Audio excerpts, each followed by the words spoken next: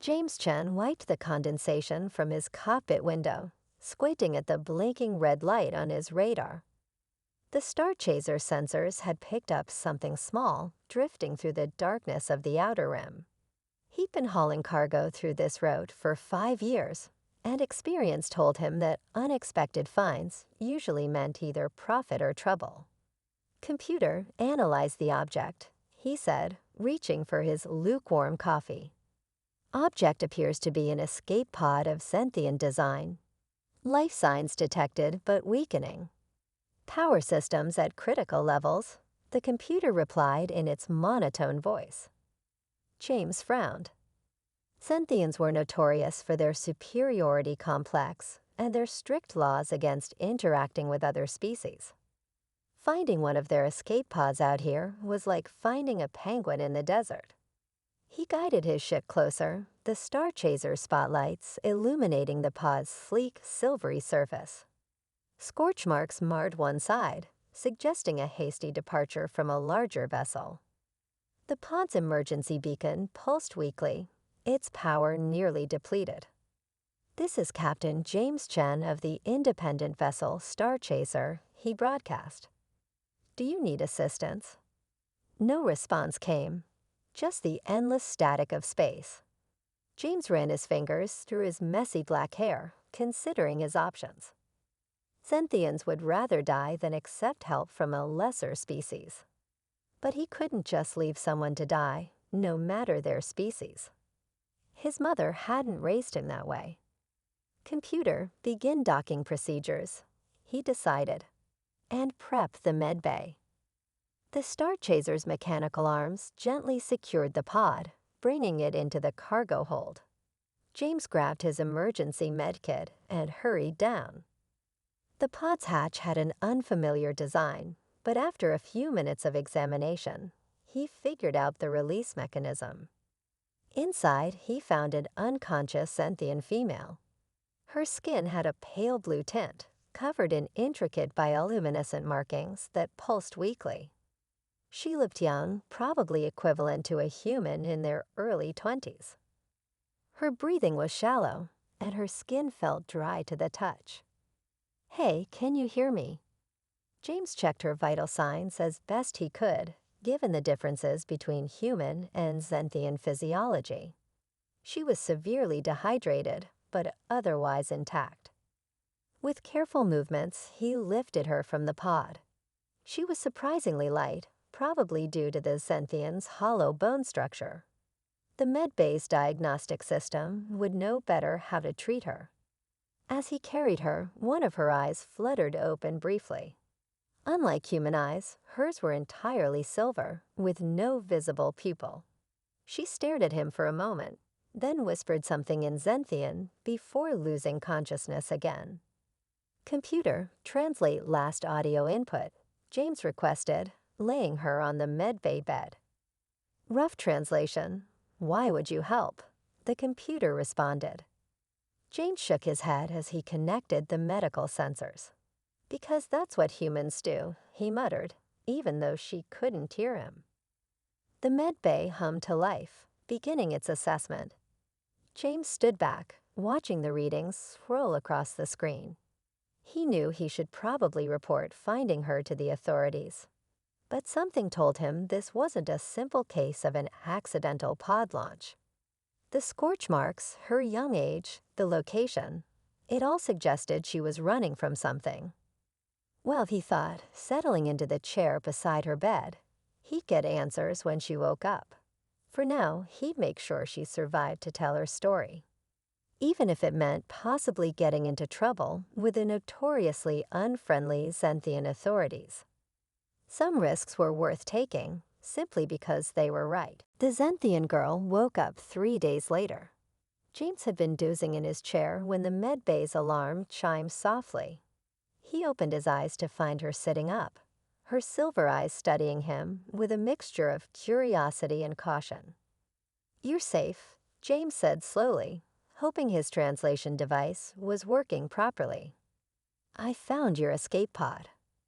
She touched the medical sensor on her arm, then looked around the room. Her bioluminescent markings pulsed with a soft blue light, creating patterns James had never seen before. "I am Krax," she finally said, her voice coming through the translator with a slight delay. "You are human." James nodded. "James Chen. This is my ship, the Star Chaser."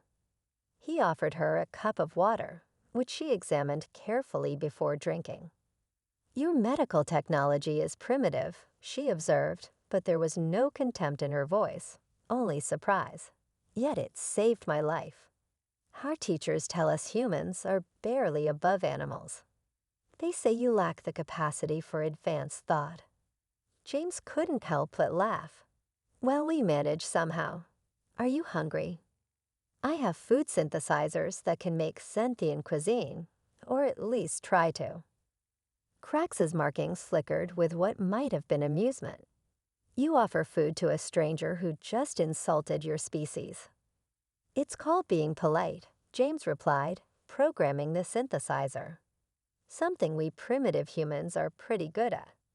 While she ate, Krax explained herself. She was a quantum mathematics prodigy, top of her case in theoretical calculations. But she had committed what sentients considered a serious crime.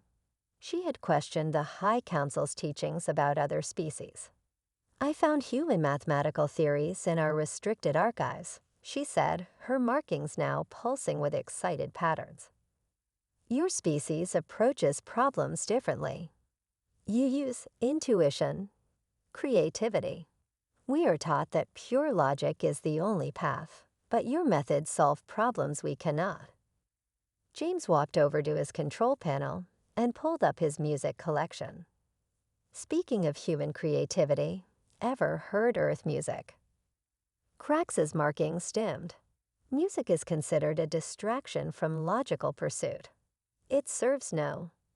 The soft notes of classical piano filled the room. Krax stopped mid-sentence, her markings suddenly blazing with intense light. She closed her eyes, body completely still. This is mathematics," she whispered. "But I feel it instead of thinking it. How is this possible?" James smiled, switching to jazz. Krax's markings began pulsing in sync with the rhythm, her expression one of pure wonder. "Humans are full of surprises," he said. "We might not have your advanced technology or perfect logical systems, but we've got other things going for us." Their conversation was interrupted by a harsh beeping from the ship's computer. "Warning. Xanthian patrol vessel detected at long range. Current heading suggests search pattern." Krax's markings faded to a dull gray. "They're looking for me. The data I took. They'll kill us both if they find it." "What data?" She pulled a small crystal from her sleeve. "The truth about humans. Why the High Council really isolates our people from yours. I had to expose it, even if it meant exile." James looked at his radar screen, then back at the frightened young Xanthian who had risked everything for the truth. He made his decision in less than a second. "Well then," he said, sliding into the pilot's seat, "let's make sure they don't find us. Ever flown through an asteroid field with one of us primitive humans?" For the first time, Krax smiled, an expression James didn't even know sentients could make. Her marking shifted to a warm golden color as she took the co-pilot seat. The chase was on. The asteroid field loomed ahead of the Star Chaser like a minefield of spinning rocks. Behind them, the Xanthian patrol ship's engines glowed an angry purple as it closed the distance. "Your ship cannot outrun a Xanthian patrol vessel," Krax said, her markings pulsing with anxiety. "Their engines are superior in every way." James grinned, his hands steady on the controls. "Good thing we're not trying to outrun them then. We're going to outthink them." He pointed at the field of asteroids. "How good are you at quick math?" Krax's markings brightened. "I can calculate orbital patterns and vectors instantly." "Perfect. I'll fly, you calculate." Tell me where the rocks are going to be, not where they are now. The star chaser dove into the asteroid field. Krax's fingers flew across the navigation screen, her voice calm despite their situation. Large asteroid approaching from port side in 3 seconds. Another will cross our path in 7 seconds. James yanked the controls, sending the ship into a spin between the two massive rocks. Behind them, the Xenthian ship fired its weapons. Green energy bolts lit up space. They're not trying to disable us anymore, Krax said. Those are kill shots. Guess they really don't want anyone seeing what's on that crystal of yours. James rolled the ship again, using a spinning asteroid as cover. They want to see something humans are really good at. Without waiting for an answer, he cut the main engines. The star chaser went dark, drifting between 3 slow-moving asteroids. Krax's markings flashed with alarm. What are you doing? We'll be crushed. Trust me, James whispered. Calculate the patrol ship's most likely pursuit vector. Krax worked quickly. Based on their last known trajectory and standard Xenthian pursuit protocols, they will pass 20 meters to our starboard side in approximately 15 seconds. James counted down in his head, watching through the viewport. Right on schedule, the patrol ship glided past their hiding spot, its crew searching for engine trails that no longer existed. The moment the patrol ship passed, James fired up the engines and shot off in the opposite direction. He used the asteroid's gravity to slingshot the star chaser deeper into the field, leaving their pursuers behind. That was. Krax's markings were making patterns James had never seen before. That was completely illogical. You trusted instinct over calculations. By all reasonable analysis, we should be dead.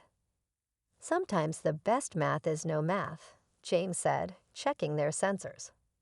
The patrol ship was now moving away from them, following a false trail. Humans call it gut feeling. We're pretty good at making impossible decisions work. Krax was quiet for a moment, watching James pilot through the remaining asteroids with a mixture of skill and what she now recognized as human intuition. Her own people would have plotted every move mathematically, following rigid protocols that any prey could predict. Perhaps, she said slowly, her markings settling into a thoughtful blue glow. This is why the High Council fears humans so much. You are unpredictable. You make chaos work for you. James checked their long-range scanner. Clear space ahead, no signs of pursuit. They had done it. Chaos. Now, we just know that sometimes you have to turn off the computer and trust yourself. He looked at their new heading. So want to tell me what's on that crystal that's worth killing for? Krax's markings dimmed to a serious purple. Something that will change everything between our species. But first, we need to find somewhere safe. The patrol ship will call for reinforcements. I know just the place, James said, punching in new coordinates. Ever heard of the Smuggler's Nebula? Perfect spot for a couple of fugitives to lay low and share universe-changing secrets. The star chaser jumped to light speed, leaving the asteroid field and its Xenthian pursuers far behind. But both James and Krax knew this was just the beginning of a much bigger adventure. The Smuggler's Nebula lived up to its name. Purple and blue gases swirled around the star chaser, hiding them from any pursuing ships. James had parked them near an abandoned mining station, its dark shape barely visible through the colorful clouds. We should be safe here for a while, James said, checking the ship's sensors one last time. Now about that crystal. Krax's markings pulsed with nervous energy as she placed the small crystal into the ship's data reader. Holographic images filled the cockpit, showing brain scans and complex mathematical formulas. What you're seeing, she said quietly, is the real reason Xenthians avoid humans. It's not because we think you're primitive. It's because we fear what you can do. The images focused on a human brain scan, highlighting certain neural patterns in bright colors. Next to it, a Zenthian brain scan looked completely different. Our scientists discovered something extraordinary about human brains, Crax continued. Your neural patterns, they're perfect for faster-than-light travel. Better than any computer, better than any alien species we've studied. James leaned forward, studying the images. What do you mean? Humans have a unique ability to sense space-time. Your intuition, what you call gut feeling. It's actually your brain's unconsciously processing quantum probabilities. That's why human pilots often survive situations that should be impossible. You're not just guessing, you're calculating with a part of your brain you don't even know you're using. James thought about all the close calls he'd had over the years, all the times his instincts had saved him when the computer said he should have died. And the Zenthian High Council knows this. Crax's markings turned a dark, angry red. They plan to capture human subjects. Study them. Try to extract this ability without your species' consent. They've been building special facilities in secret. She looked at him with her silver eyes. I couldn't let that happen. It's wrong. That's why they're trying so hard to catch us, James said, understanding dawning on his face. If this information got out, it would change everything. Crax finished. Humans would know their true potential. Other species would want to work with you instead of looking down on you. The High Council's power would be threatened. A sudden alert from the ship's computer interrupted them. Multiple ships detected entering the nebula. They rushed to the viewport. Through the swirling gases, they could see the faint outline of several Zenthian ships. They were spreading out in a search pattern. They're not giving up, James muttered. But neither are we. He turned to Crax. Your people might be afraid of human abilities, but I think it's time we use them. What do you mean? You said human brains are good at processing quantum probabilities. Well, let's put that to the test. He sat in the pilot's seat, starting the ship's power-up sequence. Calculate all possible escape routes through the nebula. Crax's fingers flew over the computer. There are 847 potential paths, but with their search pattern, all of them have a probability of capture higher than 92%. James smiled. Perfect. Now watch how a human uses impossible odds. He reached for the controls, then paused. But first, we need to send this data somewhere safe. If we get caught, the truth still needs to get out. Crax's markings brightened with hope. I know just the place. There's a network of independent traders who sometimes help people escape the Zenthian Empire. If we can reach them, then let's do it, James said. Time to show the universe what happens when human instinct and Zenthian logic work together. The Star Chasers' engines hummed to life, ready for what would either be their greatest escape or their last flight together. The message went out on all smuggler frequencies. Human pilot and Zenthian refugee need help. Vital information. Zenthian fleet in pursuit. James didn't expect much response. Smugglers weren't known for helping others without profit. But within minutes, his communication screen lit up with replies. This is Captain Sarah Wu of the Phoenix Dawn. Sending coordinates. Red Star checking in. Nobody messes with our human cousins. Joker Pete here. I owe the Star Chaser for last year's asteroid rescue. Count me in. Crax's markings pulsed with surprise as more messages flooded in. I don't understand. These humans don't know you. Why would they risk their lives? Because that's what we do, James said, smiling as he recognized more names. Humans stick together, especially out here in space. And we love a good fight against bullies. Within an hour, 12 ships had gathered in the nebula. They were a mismatched group: converted cargo haulers, old mining ships, and patched-up fighters. Captain Wu's Phoenix Dawn, the largest ship, served as their command center. "The plan is simple," Wu's voice crackled over the comm. "We form a protective circle around the Star Chaser. Our combined sensor jamming should confuse their targeting systems. Then we punch through their line together." Crack studied the tactical display. The Zenthian ships are still superior in every way. This plan has only a 23% chance of success. "Then we'll make our own luck," James replied. He opened the comm channel. Everyone ready to show these Zenthians how humans do things. The responses came back strong and clear. Each ship moved into position, forming a rough circle around the Star Chaser. Their engines glowed in the nebula's purple haze, ready for action. "Zenthian vessels approaching," Carax reported. Her markings flickered with a mix of fear and excitement. "They're charging weapons." "Now," Wu commanded. The human fleet surged forward together. The Zenthian ships fired, but their shots went wide, confused by the combined jamming.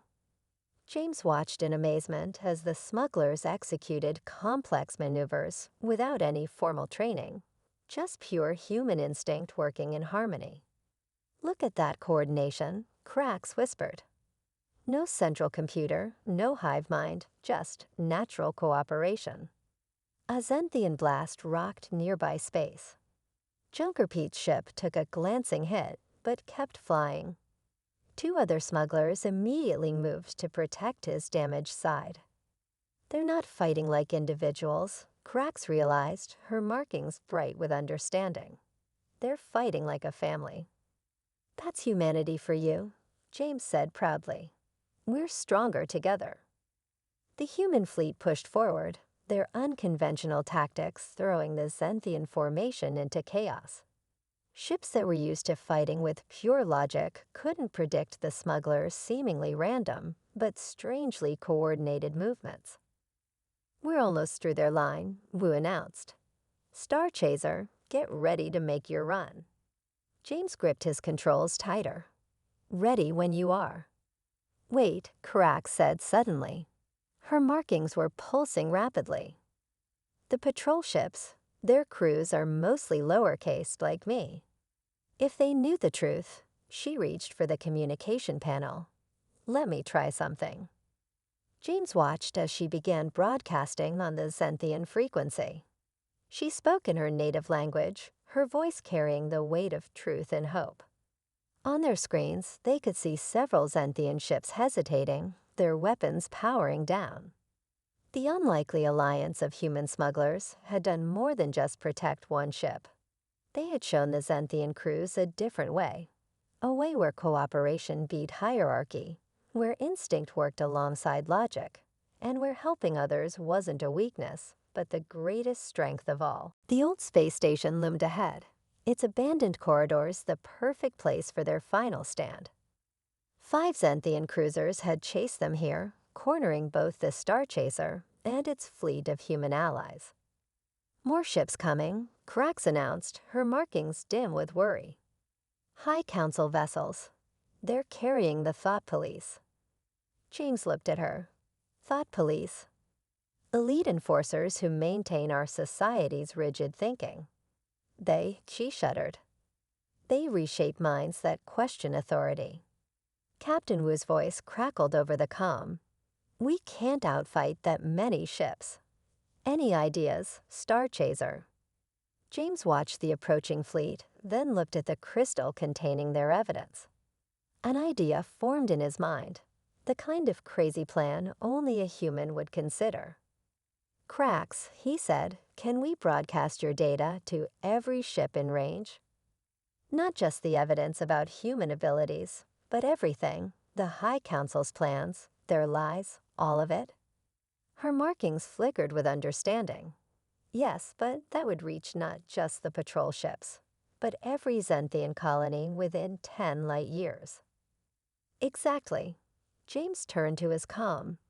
Captain Wu, can your ship's transmitter handle a massive data burst? You bet it can. Phoenix Dawn was a communication ship before I acquired it. They worked quickly. Cracks converted the crystal's data while James and Wu prepared the broadcast. The other human ships moved into defensive positions around the space station. The Zenthian fleet drew closer. A harsh voice transmitted on all frequencies. This is High Enforcer Zatal. Surrender the fugitive and the stolen data. Resistance will result in immediate destruction. James took a deep breath. Ready, Cracks? Her markings pulsed with determination. Ready. Now. The broadcast burst from the Phoenix Dawn's transmitters. Every screen, every communication device, every data terminal in range lit up with the truth. Brain scans showing human neural patterns. Secret documents about planned experiments. Records of the High Council's lies. But Cracks had added something else. Images of the human smuggler fleet to defending her, of James risking his life to save hers, of species working together as equals. The effect was immediate. The patrol ships stopped advancing. On their communication channels, they could hear confused voices speaking in Zenthian. Is this true? They were going to experiment on humans. The High Council lied to us. The High Enforcer's voice thundered again. Disregard this propaganda. Follow your orders. But something unexpected happened. One by one, the patrol ships began powering down their weapons. The lower-cased crews, seeing proof of everything they'd secretly doubted, were making their choice. No more, a patrol ship captain announced. We will not help enslave another species. The humans protected one of our own, another added, while our leaders wanted to hunt her down. The High Council ships moved to attack, but now they faced not just the human fleet, but their own patrol ships turning to defend them. Crax's markings blazed with joy. It's happening, real change. Not through force or logic, but through truth and compassion. James smiled. Sometimes the best way to defeat an enemy is to turn them into friends. The High Council ships, now outnumbered and exposed, had no choice but to retreat. As they fled, cheers erupted across all channels. Human and Zenthian voices joined together in celebration. Captain Wu's laugh rang out. Now that's what I call a revolution, and we didn't even have to fire a shot. James looked at Cracks, who was watching the retreating ships with bright, hopeful markings. You okay? Better than okay, she said. For the first time in my life, I'm free, and I'm not alone. Around them, human and Zenthian ships began docking at the space station. Two species that were supposed to be enemies were about to meet face to face, not as superior and inferior, but as equals with much to learn from each other. The real adventure was just beginning. 1 year later, James stood in the grand hall of the Earth Zenthian Cultural Center, adjusting his formal jacket. The place was packed with humans and Zenthians, their voices mixing in a cheerful buzz of conversation. Still not used to wearing fancy clothes. Cracks asked, her markings twinkling with amusement. She wore the new-style Zenthian robes that had become popular after the Revolution. A mix of traditional patterns and human-inspired designs. Give me a cargo ship's jumpsuit any day, James replied, smiling. But I guess becoming heroes of two civilizations comes with some dress-up obligations. The changes of the past year still amazed them both. After the broadcast, the Zenthian Empire had transformed. The High Council had fallen, replaced by a democratic system that welcomed new ideas. The truth about human neural abilities had led to unprecedented cooperation between the species. Ambassador Cracks, a young Zenthian aide, approached them, her markings bright with excitement. The human Zenthian research team is ready for their presentation. Cracks nodded. Being the first Zenthian ambassador to Earth kept her busy, but she loved every minute of it. "Coming, James." Wouldn't miss it. They entered the main auditorium where scientists from both species waited. On the huge screen behind them was an image of a new type of spacecraft, one that combined Xenthian technology with human neural interfaces. "Ladies, gentlemen, and honored Xenthians," the lead scientist began, "we're proud to present the future of space travel. By combining human intuitive quantum processing with Xenthian engineering, we've created ships that can navigate faster than light travel with unprecedented accuracy." The audience watched in awe as test flight data showed the new ships performing maneuvers that neither species could achieve alone. Human instinct and Xenthian logic working in perfect harmony. And this is just the beginning. Crax addressed the crowd, her markings glowing with pride. "Already, our young people are learning from each other. Human children are studying Xenthian mathematics, while our children are learning human music and art." James thought back to that moment in his ship when he first played music for Crax. Who could have guessed that simple act of sharing would help change two civilizations? After the presentation, they walked through the garden where human and Xenthian plants grew together under careful cultivation. Some said it was impossible to make them thrive side by side, but like their species, they found a way to coexist beautifully. "The star chaser's been quiet lately," Crax noted. "Miss the old smuggling days." "Sometimes," James admitted. "But I like knowing we helped create a universe where fewer people need to smuggle themselves to freedom." A group of mixed human and Xenthian children ran past them, playing some game they'd invented that combined logic puzzles with physical activity. Their laughter echoed through the garden. "You know," Crax said, her markings shifting to a warm, thoughtful glow, "when you first found my escape pod, I thought you were making a mistake helping me. I believed what I was taught, that humans were too primitive to understand the bigger picture." James chuckled. "And I thought I was just helping one person escape trouble. Funny how things work out." "That's what makes humans special," Crax said. "You don't need to calculate all the outcomes. You just do what feels right, and somehow it leads to amazing things." Above them, through the clear dome of the garden, they could see ships coming and going, human and Xenthian vessels flying together against the stars. Each one carried the promise of more discoveries, more cooperation, more bridges between their peoples. "Ready for whatever comes next?" James asked. Crax's markings sparkled like stars. "With humans and Xenthians working together, the universe better get ready for us." And so what began with one human's simple act of kindness had grown into something that would change the course of both their species forever. Not through force or fear, but through understanding, compassion, and the simple truth that sometimes the best family is the one you choose among the stars.